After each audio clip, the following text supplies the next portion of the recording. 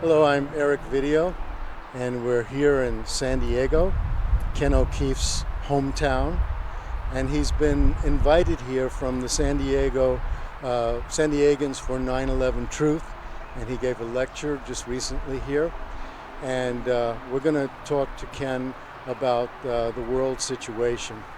So here, Ken. Thank you, Eric.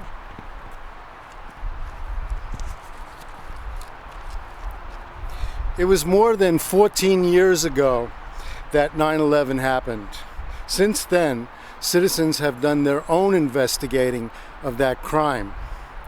The results have been overwhelmingly conclusive that the American people have been lied to by their government. Rather than terrorists from Afghanistan or Iraq being the terrorists, it seems like other people from the Middle East were involved. Could you speak about the real perpetrators of 9/11?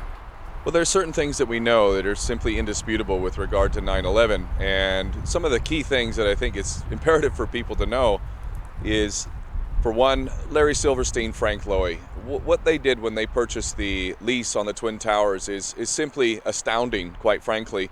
The Port Authority of New York had actually lost a lawsuit, a multi-year lawsuit. They were trying to get out of the liability of removing the asbestos that was in the Twin Towers.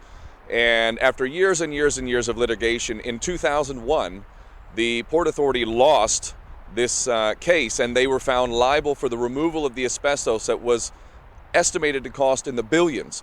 So when Larry Silverstein and Frank Lowy, two Jewish businessmen, purchased the lease on the Twin Towers, they purchased two buildings that were full of asbestos and were going to cost billions to have that asbestos removed. Now that makes me wonder, if it was Mohammed and Ahmed from the Middle East and they were Muslim and they bought those buildings, then proceeded to double the insurance policy, and then lo and behold 6 weeks later, after having security of those buildings, because of course if you purchase a lease, then that means you are now in control of the security. So Frank Lowy and Larry Silverstein bought these worthless buildings that were half empty, full of asbestos that would have cost billions to remove. They bought these buildings, doubled the insurance policy, the buildings then turned to dust, and they ended up collecting billions. I don't think for 1 second that the American people would believe any Muslims if they purchased these buildings in the same kind of process.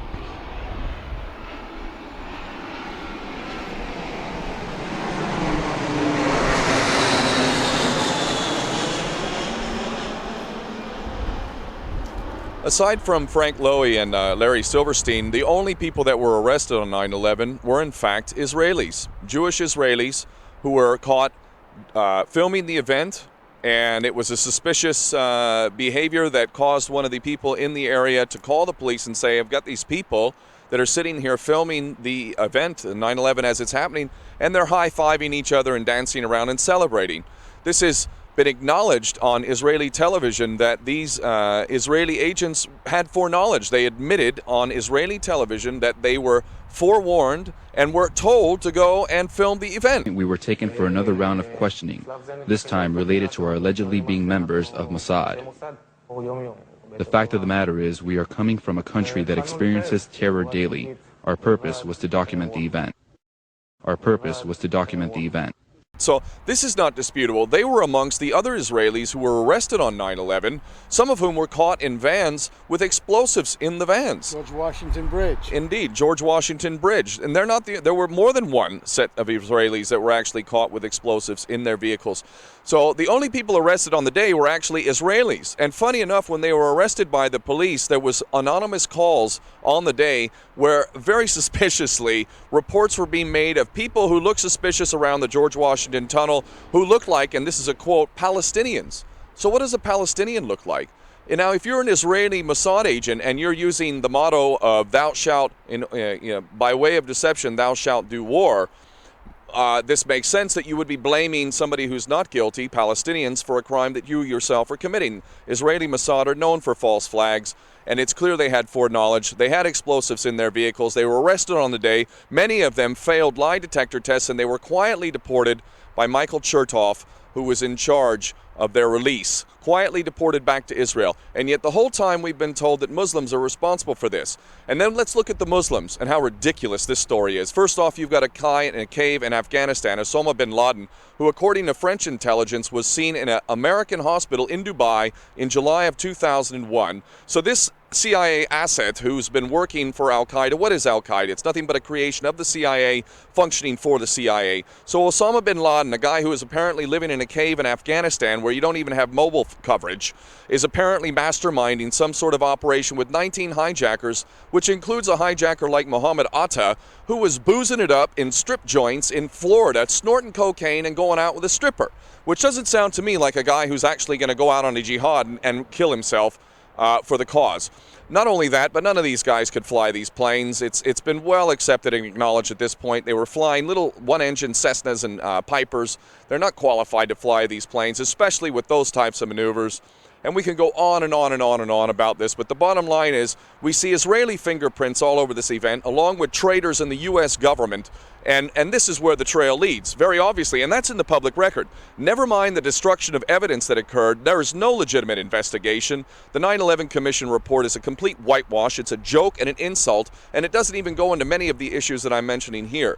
So the real trail leads to Israel and traitors in the United States government, not to Arabs, not to Muslims. Those guys who were blamed for it, these 19 hijackers, are nothing more than patsies, and it's beyond obvious. So this is where the trail really needs to go, and let us not forget, destruction of evidence in a crime scene is in itself a major crime, and for that we can start arresting people right now.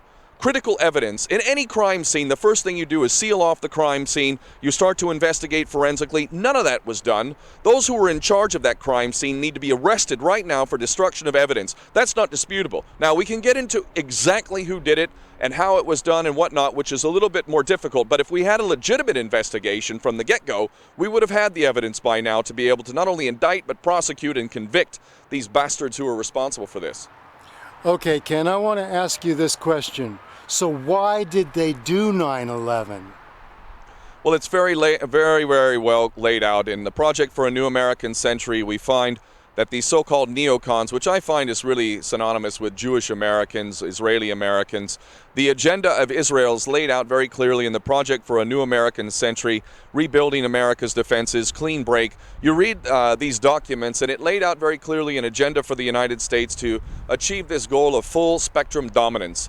And the full spectrum dominance agenda simply means that America found itself in a position where it should take advantage, according to these nutcases, that America should take advantage of the fall of the Soviet Union, should establish itself as the preeminent power on the planet, and have absolute control over air, land, sea, and space, and cyberspace.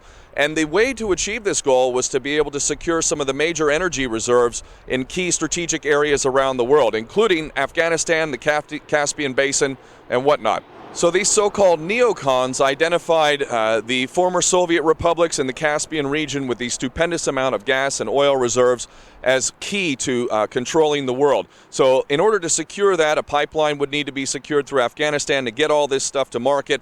And also it was identified that there must be permanent military bases in the Middle East. Of course, strategically, the oil there and other important aspects of keeping control of the world were identified. So we did have a base in Saudi Arabia at that time, which was a leftover of the first Gulf War, but that was becoming increasingly problematic.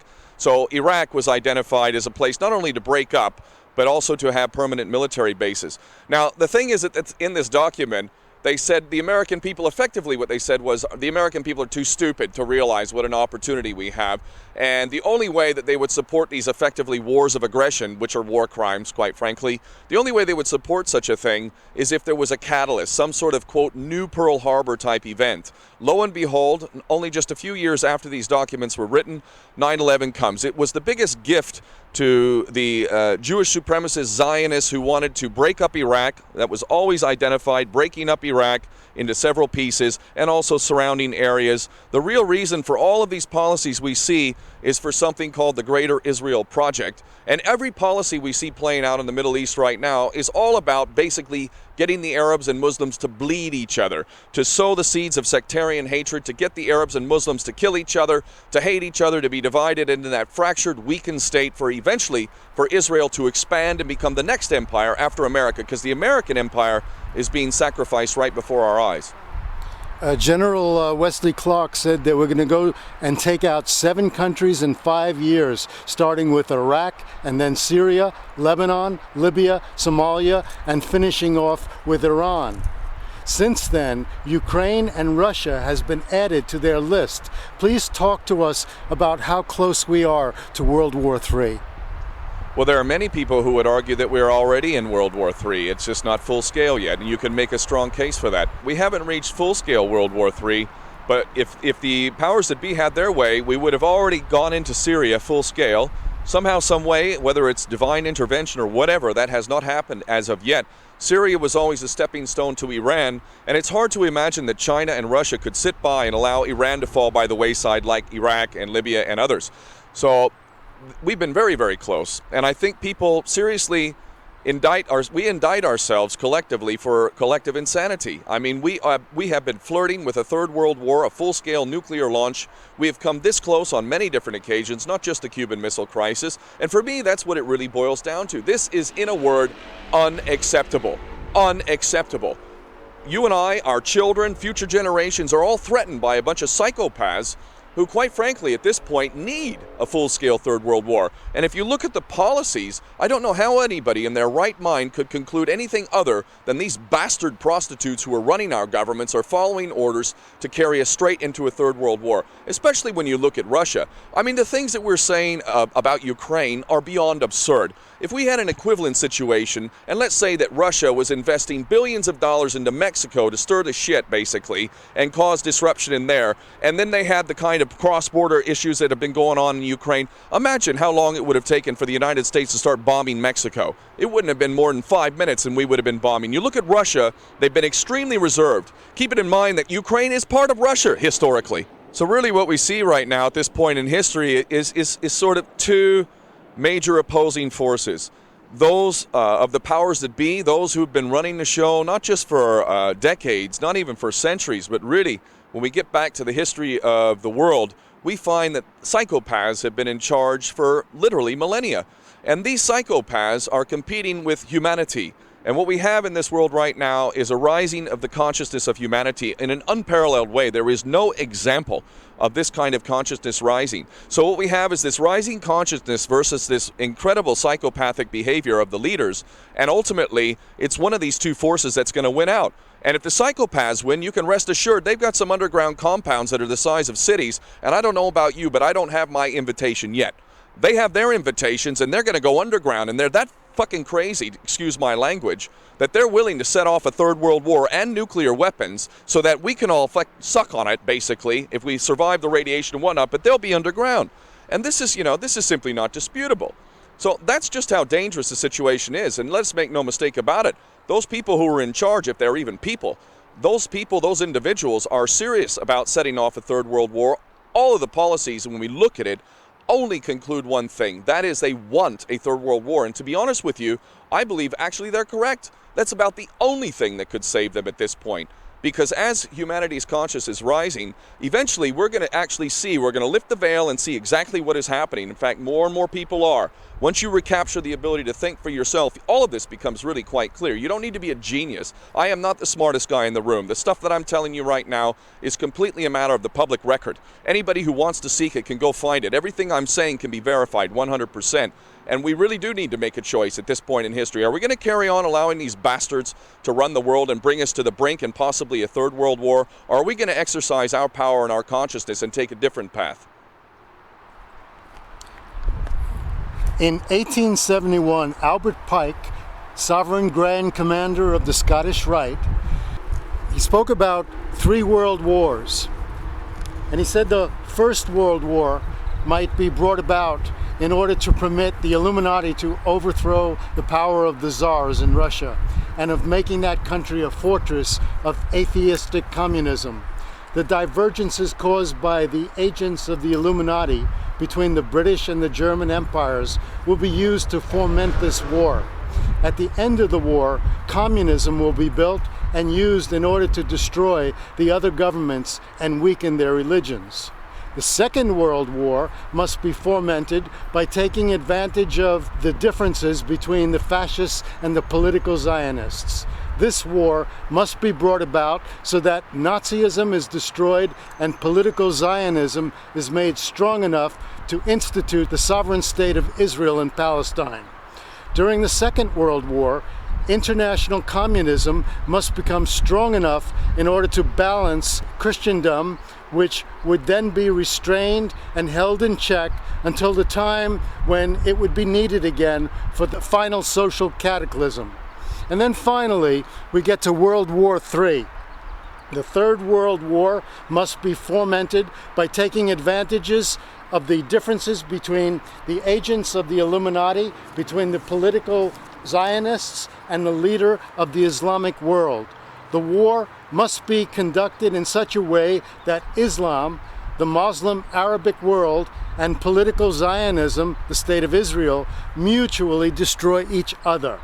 Meanwhile, the other nations, once further divided on this issue, will be controlled to fight to the point of complete physical, moral, spiritual, and economic exhaustion.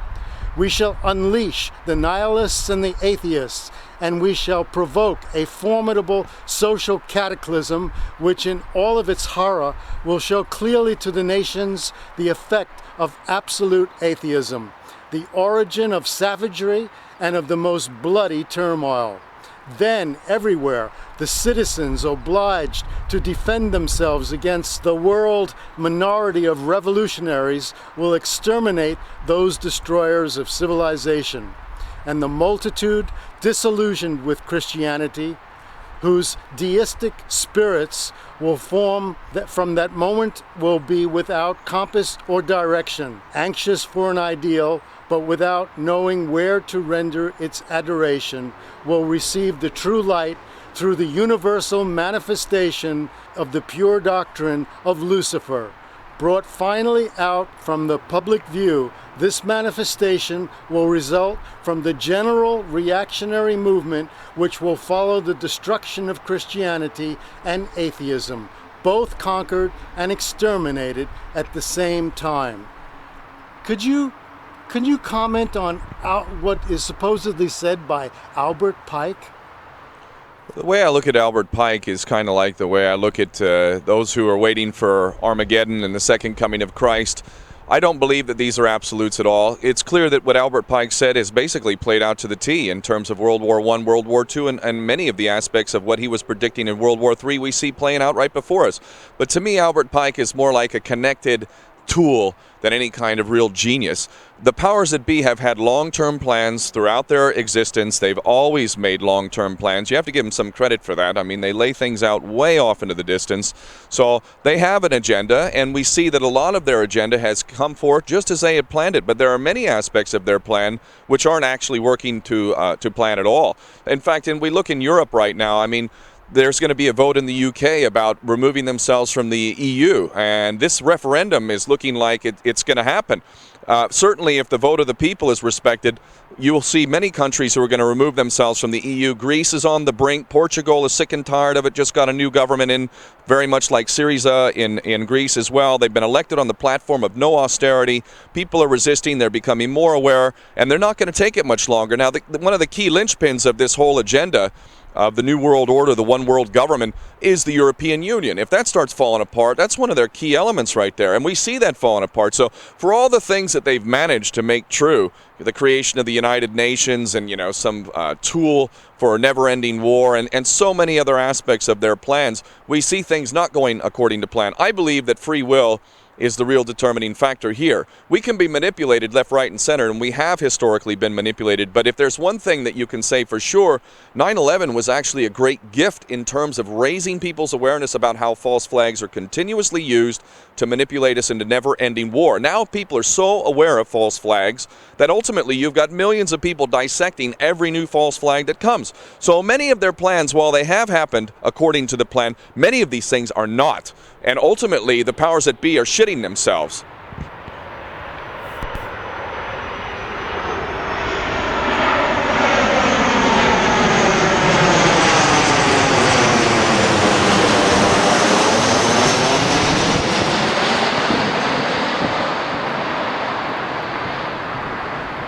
Ken, is there anything more that you would like to add to this? We kind of covered the subjects that I wanted to cover here today. I mean, the only thing that I would say is that, for me, I'm no longer, I've reached a point of wisdom where I'm not attached to the end result. I would, like any sane person, much prefer that we reduce and ultimately eliminate this nonsense. This is nonsense. It's absolutely insane. We have been continuing to flirt with the end of the world as we know it. We are criminally insane the way we have carried on with our lives as if this isn't the reality. I mean, it is truly, truly remarkable that we've allowed it to go this far. However, with more and more people becoming aware, more and more people becoming concerned, not only for themselves, but for their children. I mean, can we honestly feel good about the way we're handing this world over to our children? Here in the United States, a country that, for all its crimes and all of the nasty shit in its history, there are some beautiful things about it, such as the U.S. Constitution.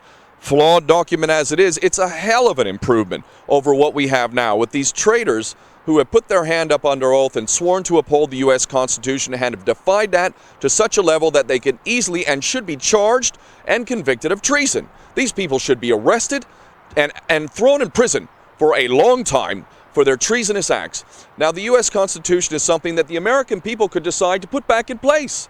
They could say, we want the Constitution back, and all the laws that contradict the U.S. Constitution, the so-called supreme law of the land, should be banned, should absolutely abolished. It's a fairly easy solution. And I know there are a lot of American red-blooded patriots out there who are sick and tired of the fact that their sons and daughters have been sent off to fight Israeli wars, and they're coming back to the tune of 22 a day who are committing suicide. Isn't enough enough? Are we seriously going to continue to sacrifice American sons and daughters to go fight illegal, immoral wars that only commit such trauma to themselves that they actually can't even take life? They come back, they become homeless, drug addicts, they start beating their wives if they even have any, or they end up just basically offing themselves. This is the way we're going with this, and I think there is a much better path. I believe that we as human beings have the capacity to unite in a sane way under a pretext, under a condition of respect for each other. I mean, isn't that simple? I am a man. I will affirm my rights. I will not bow to anybody. I will exercise my rights to the hilt. And if someone wants to kill me or imprison me, I will still not bow to you. I think all of us as men have a responsibility to stand up like men, to refuse to submit to this tyranny, and be the men that we should be, to honor our wives and our children and future generations and do what needs to be done. And I still have a great amount of confidence that many of the men and women of America are going to do just that and honor our children. Because as it stands right now, we've sacrificed their future because of our own ignorance, apathy, cowardice, and whatnot. It's time for all of us to stand up, not just in America and around the world. I firmly believe that the powers that be have not one bit of power other than that which we have given them. We can take that power back tomorrow and start to live a decent, sane life. We can provide a future to our children. We can feel good about the world we hand over to our children, or we can continue to be criminally complicit with the destruction of our world and the destruction of the future for our children. I believe we're going to make the right choice, but either way, it's not up to me, and that's one wisdom I've picked up. So, I'm doing my best. If we all do our best, I'm sure we can have a better world. Now, Ken, I want to ask you, if people want to get involved and get more involved in this whole struggle, do you have a way that they can cooperate with you? I have a plan. It's been something that I've been contemplating for years and years, formulating a strategy for years and years, and I think intuitively I knew, in the past the time was not right, but in December of last year, 2015, I came to the conclusion now is the time. This plan is extremely powerful. I've ensured that the plan will get out there, so if anything happens to me, I've already made videos, I already have it out there. In my dying wish will be that this plan is looked at seriously, and if people think it's strong enough and powerful enough and uniting enough, I am convinced that this plan will change the world for the better. People can go to the website worldcitizen.solutions. That's it, worldcitizen.solutions. People can see what it's about, and ultimately, if they want to get involved, they're going to be able to see the whole plan, hopefully within about 4 months. By summer of this year, 2016, I'm pretty hopeful that it will be out there. And really what it's going to come down to is one simple thing: participation. If people participate in this plan, we will change this world for the better. If they choose not to participate in it, well, what can I say? I did my best. It's the best I have to offer. And quite frankly, after I put this forward, I'm going to give it my best. I will promote it to the very best of my ability, but at a certain point, I'm going to walk away because it needs to have a life of its own. It's not about me or any other individual. It's about us. And if we do what we're capable of doing, we will create a better world. Ken, I want to thank you very much for what you're doing. Thank you. I'm very blessed to be free and to be who I am. And I look forward to everybody else being free and who they are as well.